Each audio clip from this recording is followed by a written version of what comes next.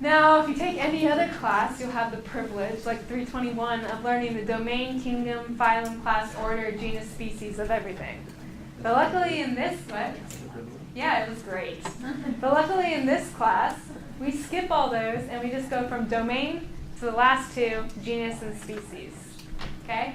And you guys have been exposed to genus and species pretty much all your life. They're the scientific names that you hear. You're like, oh, well, the scientific name is this. It's this really complicated thing. That's the genus and species.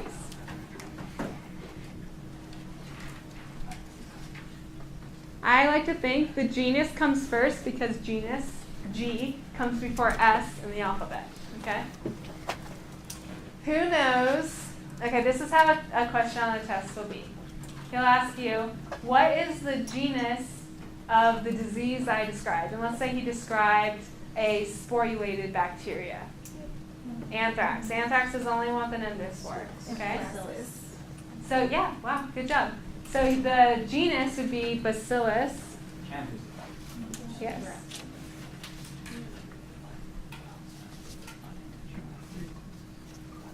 Right? No. Oh, you're saying that wrong? What am I supposed to do? Oh, thank you. I never knew that. Yes. I heard he said don't worry about underlining it. Don't believe him, okay? Because he can mark you. If you underline it, he can't mark you wrong for being too right. But he can definitely mark you wrong for not being right in that. He says you can cursive too. I would underline it. He said we don't have to. Only in lab. I don't care. Does it really hurt to underline it? Like, you can take your chances, but if I were you, I would underline it. Okay? What about for diphtheria? This is a fun one.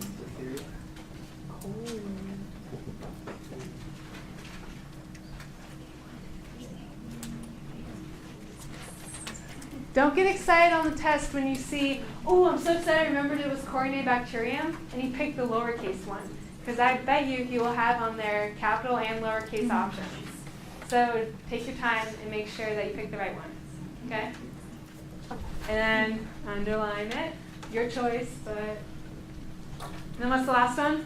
Pertussis? Bordetella. Now, you guys are kind of lucky because these ones, all the species sound exactly like the disease, but it's not always going to be like that. Like the Black Plague is Yersinia pestis, which sounds nothing like it, and there are other ones. So you can pretty much bet he's going to ask you for the genus because that's too easy. Now, do you guys remember the name of chickenpox?